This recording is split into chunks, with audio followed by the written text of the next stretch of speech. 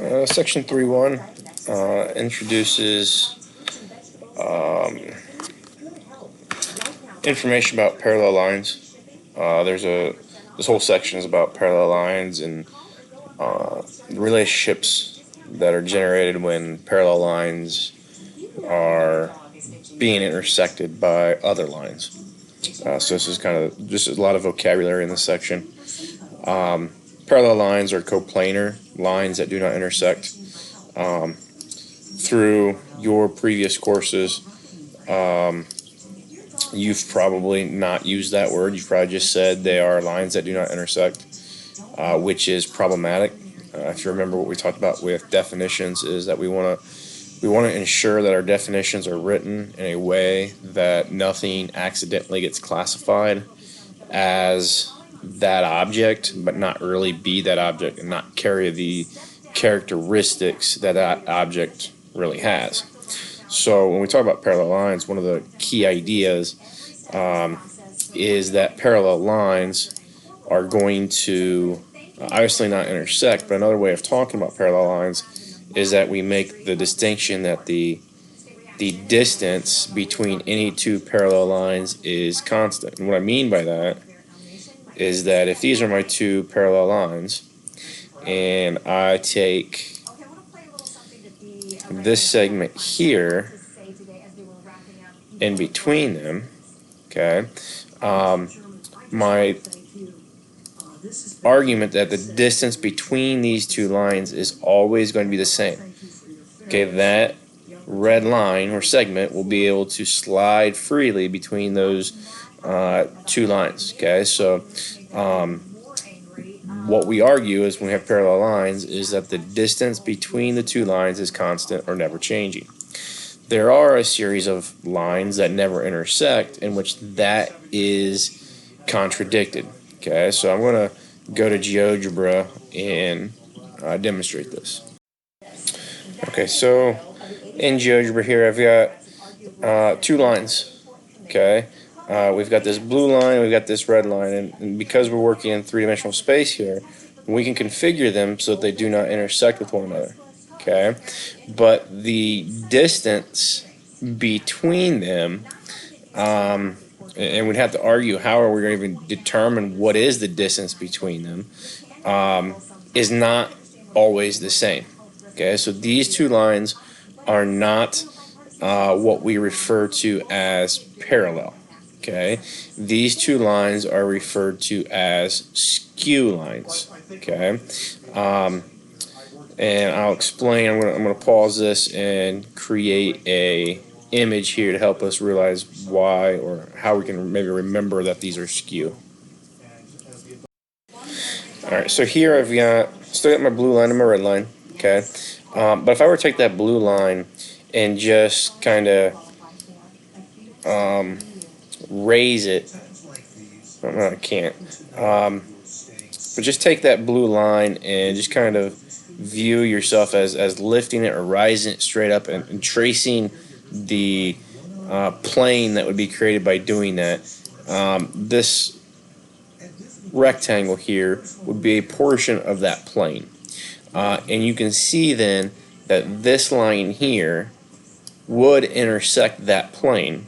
Okay, and the blue one would do the same thing for a plane that's created by this red one. Maybe I can put in the actual plane here. Let's see if I can do that.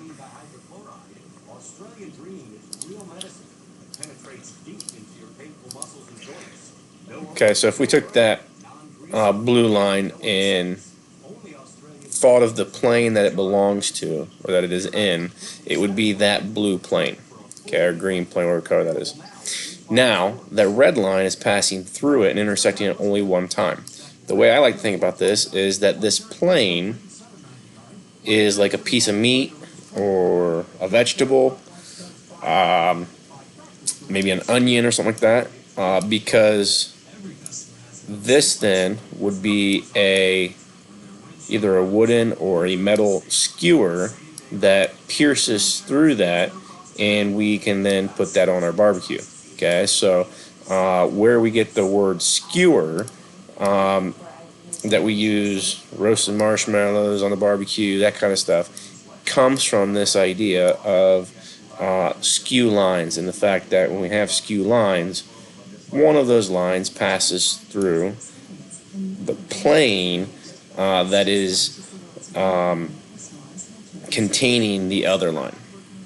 Okay, if you look at your PowerPoint that you printed off, you can kind of see down here eventually. So there would be a line that this piece that is in this piece of meat that would not intersect the black line, and it would be that the black line and the line that is in the meat would be skewed to one another.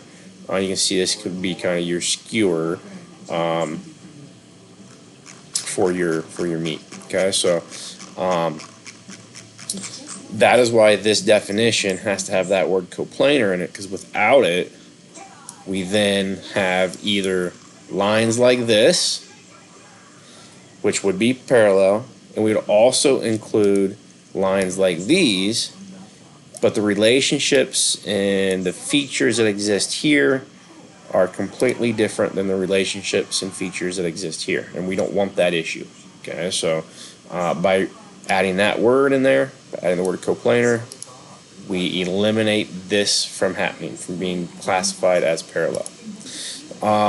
Just the symbols we use for parallel, the two vertical lines, instead of writing the word parallel out, we put the two vertical lines next to each other, and then we can talk about the lines or segments that are then parallel. So here we can see I've got, a three-dimensional shape here. We got a prism, and we can see at this segment or line AE and BF are parallel. We got DA and CB being parallel. We got this top segment AB and EF being parallel. There's a lot of different series of segments here being parallel, and we don't have to just have two lines being parallel. We can have three, we can have 4 and 5. Here are some alternative definitions or ways of thinking about parallel lines. Algebraically, you talked last year that they are defined as lines. If we have the algebraic equation or the function rule, they're going to have the same slope, so the coefficient in front of your x variable will be the same. Parallel lines to lines in which the distance between two lines is always constant or never changing. And that idea is like the idea of a ladder or railroad tracks. The railroad ties or the rungs on a ladder have to be the same length. If they're not, then the train is going to get kind of bound up on the track or derail. Parallel lines have no points in common. There's no intersection. Okay. Says any two lines that do not intersect must be coplanar. Any two lines that do intersect must be coplanar. The intersection of two lines is always either a single point or infinite points. Skip over this algebra review here. It says in order to have two lines intersect infinite times, the two lines must be on top of one another. The geometrical word for this is that the lines must coincide. And you guys did that a little bit last year algebraically. If I gave you something like y equals 2x plus 6, and I also gave you a line y equals 2 times x plus 3, and told you or asked you to solve for x and y, because these y's are the same, you would say that 2x plus 6 equals 2 times x plus 3. I'll divide both sides by 2, so those 2's go away. Come over here, divide by 2 gives me x plus 3 equals x plus 3. Whatever you want to do here, subtract the x's, gives you 3 equals 3, and we get what we call a true statement. There's no value for x in this case, and when you get a true statement, that means that the lines in themselves are the same. So we graph this line here, and if we graph that line right there, they're going to overlap. They're going to be the same. Okay, so that would mean that these lines coincide. You have infinite solutions, and that's kind of what this is saying here. I've already talked about skew lines. Highlighting some skew lines here. I can look at that line right there, and maybe this one here in the back. They're not going to touch. Okay. One way of, I think, taking a prism, think about taking a tissue box or something like that in your hands. It's going to be easy to see, if you take this edge of your tissue box that would be closest to you and to the left, and then take the top back edge of the tissue box. They're not going to, if you extend them, they're never going to touch, so it's going to give you some skew lines.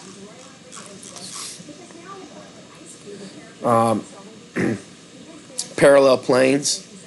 We can have planes that do not intersect. So here are planes, the surfaces essentially of our tissue box, the top and the bottom in this case would be parallel planes. We've got this plane over here, the left and the right, they would be parallel, and the front and the back would also be parallel. So planes that do not touch. Top and bottom, ceiling and floors, wall in front of you, wall behind you. Those are planes that are not going to intersect. Just to save a little bit of time here, I'll allow you to kind of mess around with this. Okay. Should not be an excessively difficult task to come up with the answers to this. This next portion, just talking about some key vocabulary words that are essential for really the rest of the year. Okay, it's going to be very, very important. And beyond this class, this shows up all the time.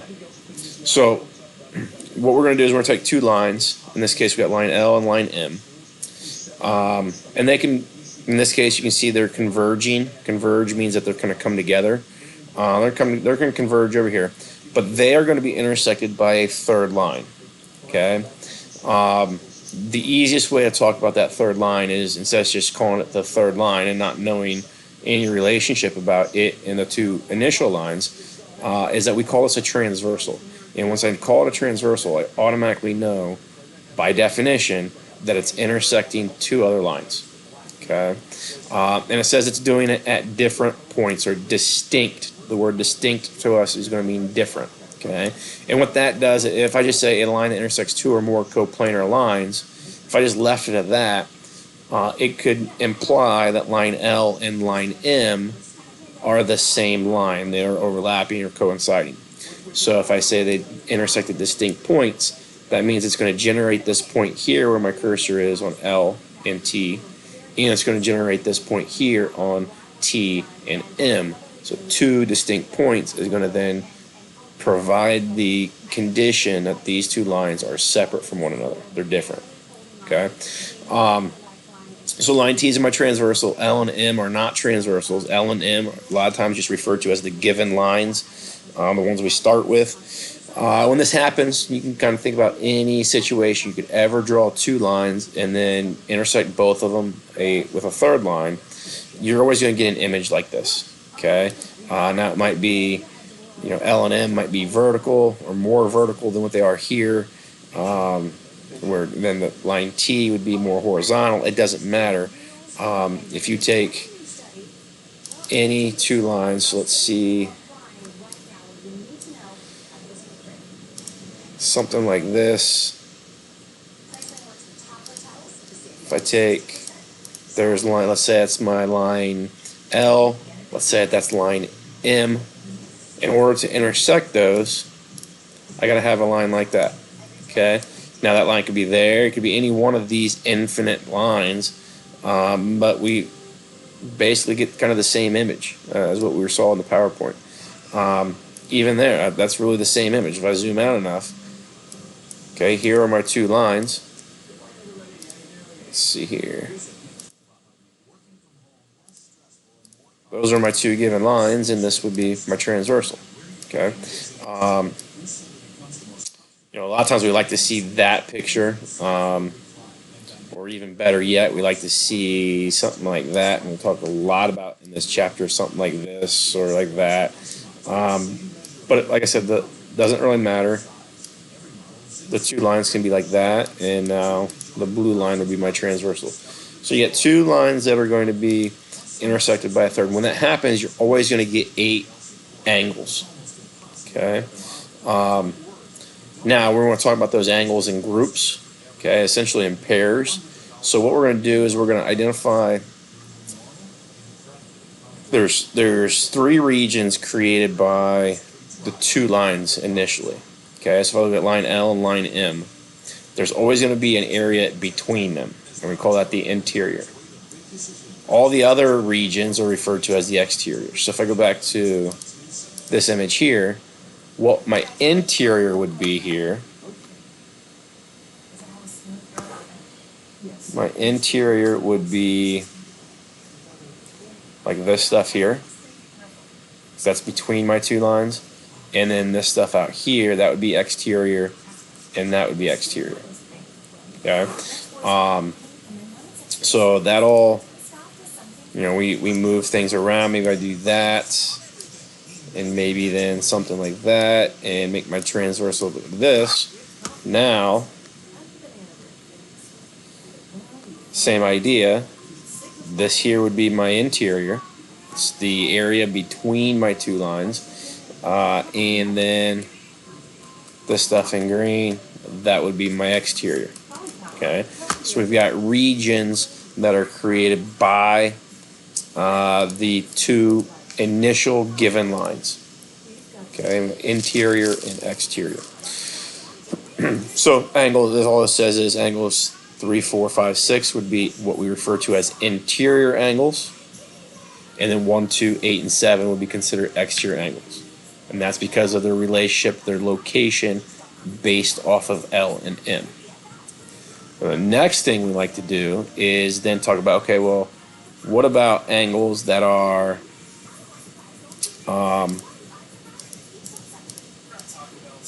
like if I look at the angles that are created here, and just let me make this a little bit,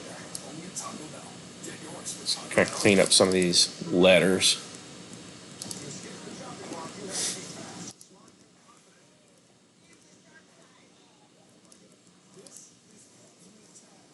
Oh. Alright, I guess that's all I can get rid of.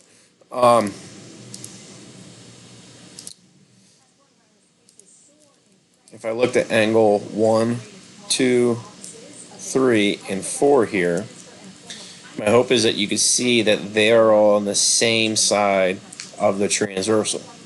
So we have angles that are on the same sides of the transversal. Likewise, I could have angles 5, 6, 7, and 8. They're also same side of the transversal. Okay. If I were to look at any one blue angle and pair it with any red angle, those are on opposite sides of the transversal, and the word that we use for that is alternate. Okay, alternate means to go back and forth. If you know anything about like direct current and alternate current in electricity, AC means there's a back and forth travel of electrons. So alternate is the word that we'll use there. Okay, so why do we talk about that? There's going to be some vocabulary words that we need to pay attention to that's going to allow us to identify pairs of these angles. Okay, so the first definition is called alternate interior angles. Alternate interior angles are non-adjacent interior angles that lie on opposite sides of the transversal. So they got to be interior, they got to be on opposite sides of the transversal, and they have to be non-adjacent. So non-adjacent means they cannot share a vertex. Okay, so 4 and 3, those would be interior, they're on alternate sides, but they're adjacent. So 4 and 3 would not be alternate interior. 4 and 6 are alternate, they're both on the interior, and they're non-adjacent. So angle 4 and angle 6 are referred to as alternate interior angles.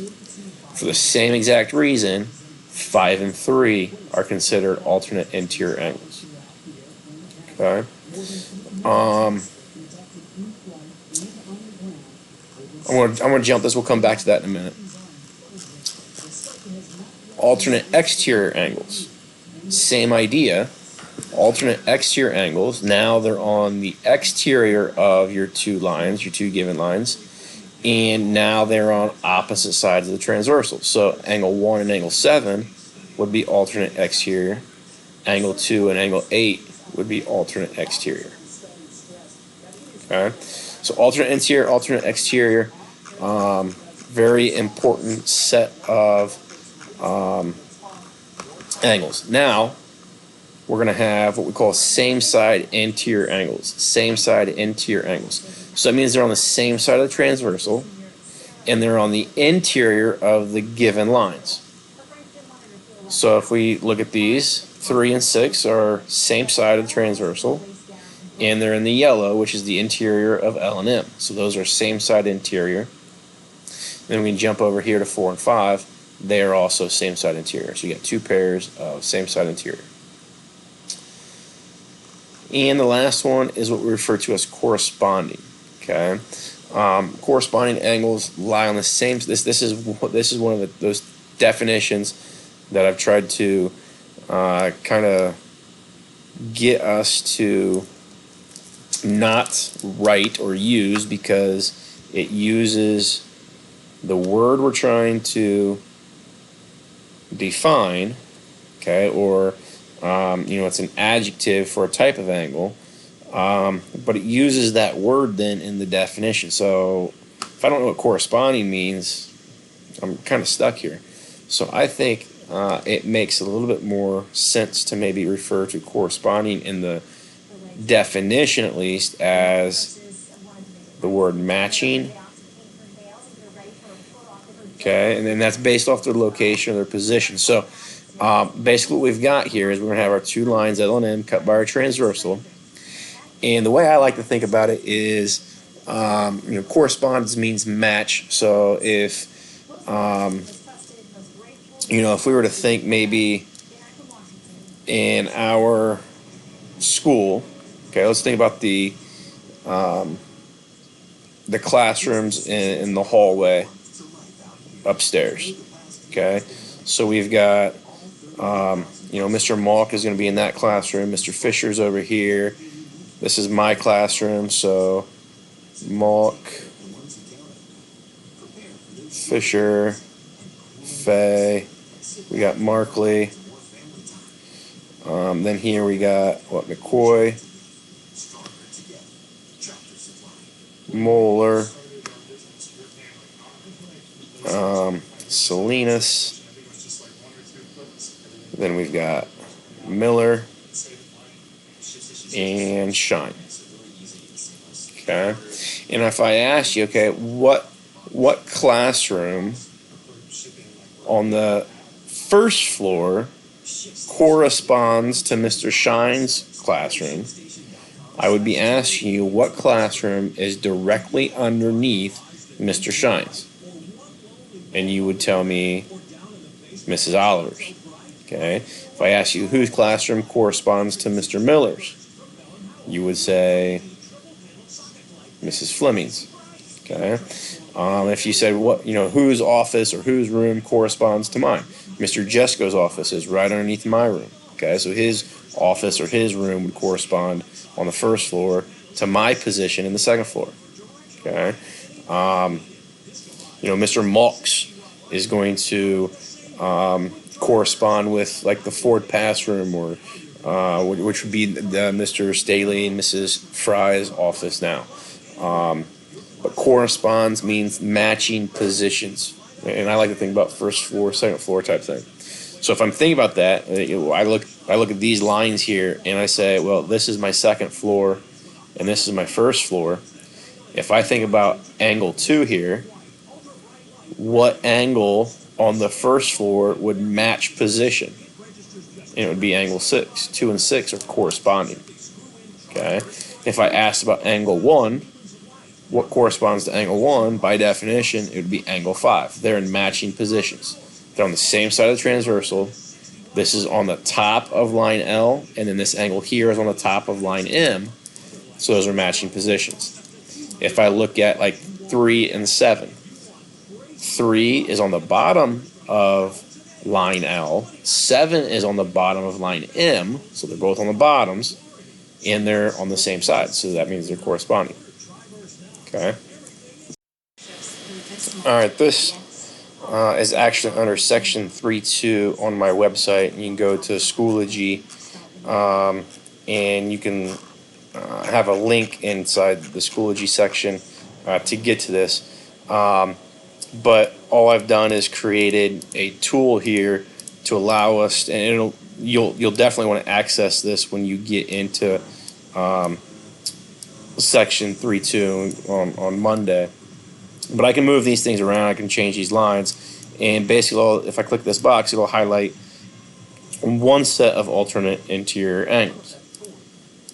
Click it, and that'll highlight the other set. Exterior, alternate exterior, alternate exterior. So I'm going to show the corresponding, and what I mean by the first floor, second floor type thing. If I move this line now, you can see how those two angles are in matching positions. Okay. If I look at those two and I move this one, you can see how they match positions again. And that idea then is going to be true for all sets of corresponding angles. How do they match positions? And that becomes a very important grouping of angles to be able to recognize and locate. So that's why I talk about that quite a bit. There's a same side interior, and there's your other set of same side interior. So this tool is going to be useful for us. Right now, the way this is set up is that these red lines are a special type of line, which is necessary in section 3.2. But if you look at these right now, they're parallel. That's the special feature here about the red lines. But they don't have to be to have transversals. Okay, and so corresponding, even if these were not parallel, that angle and that angle match position regardless of the parallelism of those two lines. My suggestion: make sure there's not a lot of like calculation stuff, if any, going on right here in this section. It's mostly vocabulary, and that's what you're going to find out as we move through the course. First couple sections of every chapter are introducing terms and concepts that we're going to have to use to actually then maybe do calculations, recognize relationships, those sort of things. So early on, every chapter introducing some vocabulary. So that's what this is all about.